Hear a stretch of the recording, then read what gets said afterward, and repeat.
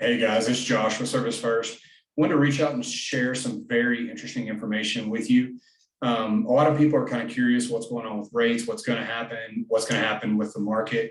I am of the very strong opinion that you are better off buying today, picking up appreciation, and then as rates go down, refinancing. I've said that kind of over and over. Well, I wanted to show you guys some historic data to back this up. So mortgage rates in recessions, the dark blue periods here are the recessionary periods throughout history, going back to, this chart goes back to 72. And in every single instance, mortgage rates went down during the recession. Now, it's also kind of interesting to see some of these numbers when you hear people complain about getting a 5.5% interest rate and you see some of the numbers on this chart. But one, I just want to show you historically what happens.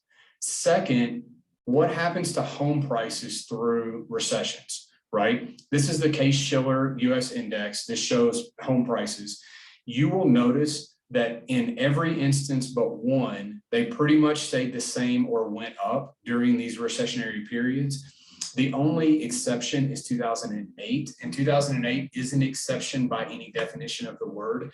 The mortgage crisis is what led to this, and there was a lot of false demand during this time. So there were a lot of people that were buying homes who should have never been allowed to buy a home. That's what led to this. So this is an outlier for a reason. Every other instance of a recession going all the way back to 1960, home prices were steady or they increased.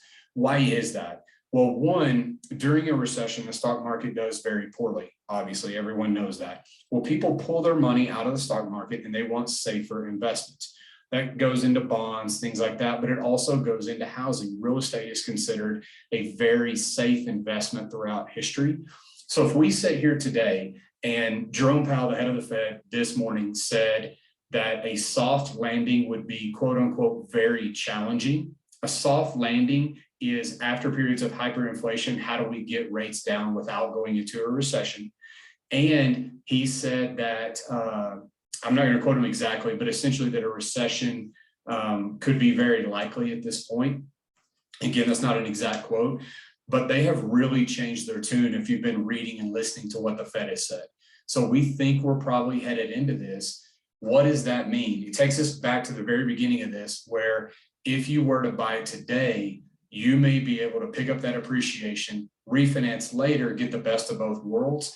But more importantly, think about it this way. If you do wait and rates do go back down, let's say they go to 3.5, well, how much tougher do you think it is going to be to get under contract then versus now? So you've got to take all of these things into account. Please let me know if you have any questions. This is very important to what we're doing today and what's going to happen. Just let me know if you have any questions, though. I appreciate it, guys.